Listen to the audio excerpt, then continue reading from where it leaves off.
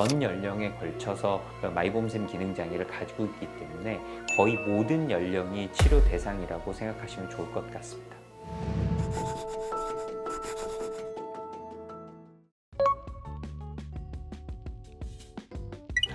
안구 건조증 치료에 반드시 필요한 시술이 있다 이렇게 말하기는 어렵습니다. 왜냐하면 안구 건조증은 굉장히 다양한 상황과 복잡한 상황을 통합을 해서 얘기를 하기 때문에, 예를 들면 기름층의 문제에 대한 치료, 수성층의 문제에 대한 치료, 점액층의 문제에 대한 치료, 또는 눈꺼풀의 구조에 대한 치료, 각각 상황에 맞는 치료가 필요합니다. 리피플로우라는 치료는 리피플로우라는 장비에 연결된 액티베이터, 눈에 끼우는 부분이 있는데, 그것을 통해서 눈 안쪽 마이봄샘의 열을 직접 전달할 수 있는 장비가 있고, 그 열을 전달하는 장비와 그 마이봄샘 눈꺼풀 부위에 압박을 가해서 폐쇄된 마이봄샘을 녹여가면서 짜내는 장비라고 생각을 하시면 좋습니다. 하지만 기계로 이용하는 열가하기와 짜내기 이후에 의사의 수기로 더 추가로 굳어있는 기름을 빼내는 것 또한 굉장히 필수적이라고 말씀드리고 싶습니다.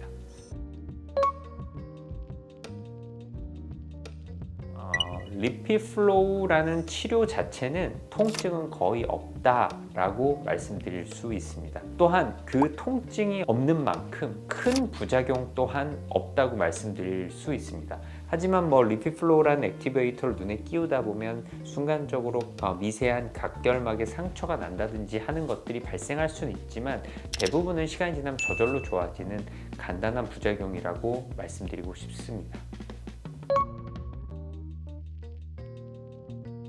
기본적으로 우리가 이제 시력 표상의 시력이 좋아지냐 물어보시면, 우리가 이제 건조증에 대한 치료로도 시력이 좋아지기도 합니다. 물론 그 경우는 눈물막 불안정성이 명확하고, 또한 각결막, 특히 각막의 상처가 명확한 환자에서 어떤 기름층에 대한 치료 내지는 수성층에 대한 치료를 정확하게 잘 하였을 때 그 각막의 상처가 좋아지고 눈물막이 안정화가 되면 시력 표상의 시력도 더 좋아질 수가 있습니다.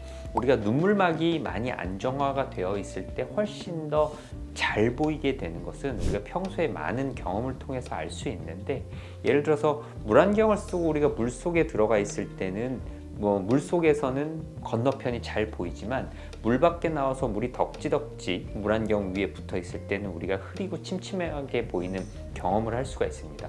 다시 말해서 눈물막이 안정화가 될 때 우리는 조금 더 시력이 좋아진 느낌을 받을 수 있습니다.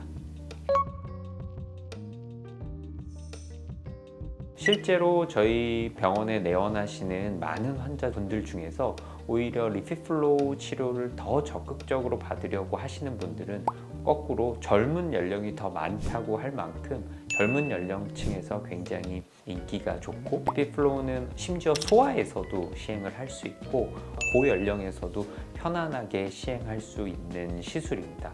실제로 마이봄샘 기능장애는 전 연령에 걸쳐서 마이봄샘 기능장애를 가지고 있기 때문에 거의 모든 연령이 훨씬 더 많은 치료 효과를 볼 수 있는 치료법이라고 생각하셔도 좋을 것 같습니다.